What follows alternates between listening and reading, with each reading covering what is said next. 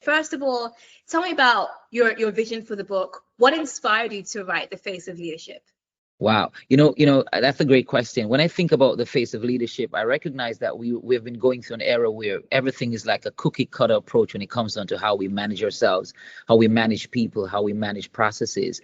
And I recognize that a number of leaders, instead of leading their teams, they're having persons who are remaining in a stagnant position as opposed to growing because they're not adapting, they're not adjusting, they're not changing.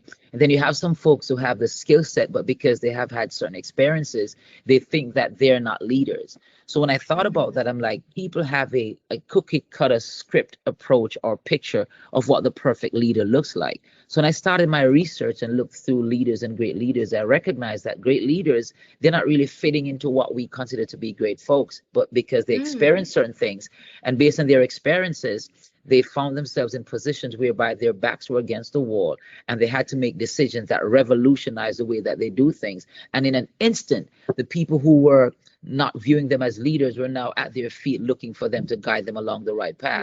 So Wow. the face of leadership is really a framework that tells you that regardless of where you are a leader, because leadership is leading up, it's leading down, it's leading across, and most importantly, it's leading yourself.